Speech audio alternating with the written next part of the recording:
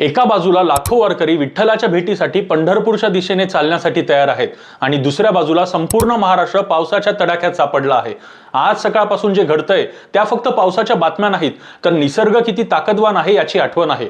सुरुवात झाली ते मुंबई पुणे मार्गापासून, ज्यामुळे दोन मोठी शहरं जोडली जातात त्या मिसिंग लिंक जवळ अचानक दरड कोसळली। काही वेळासाठी एक्सप्रेसवे आणि जुन्या महामार्गावरील वाहतूक थांबवावी लागली। हजारो वाहनं अडकली आणि प्रशासनाने लोकांना स्पष्ट सांगितलं, अत्यावश्यक काम नसेल तर प्रवास टाळा। रस्तेच नाही, मुंबई पुणे रेल्वे मार्गही पावसासमोर टिकू शकला नाही। घाटात दरड कोसळल्यामुळे अनेक रेल्वे गाड्या रद्द कराव्या लागल्या, काहींचे मार्ग बदलावे लागले। अनेक प्रवाशांचा प्रवास तासनतास खोळंबला। रायगडमध्ये सततच्या मुसळधार पावसामुळे अनेक भागात पूर सदृश्य परिस्थिती निर्माण झाली आहे।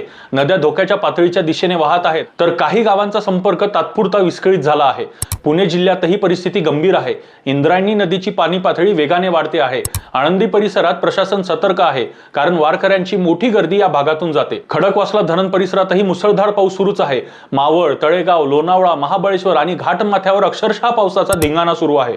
काही ठिकाणी रस्ते पाण्याखाली गेले आहेत, तर काही ठिकाणी दरडी कोसळण्याचा धोका वाढला आहे।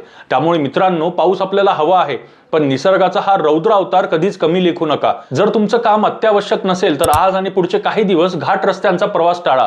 पूर आलेले रस्ते ओलांडू नका। प्रशासनाच्या सूचनांचं पालन करा, कारण घरात तुमची वाट पाहणारी माणसं आहेत। एक दिवस उशिरा पोहोचलात तरी चालेल, पण सुरक्षित पोहोचणं सर्वात महत्त्वाचं आहे।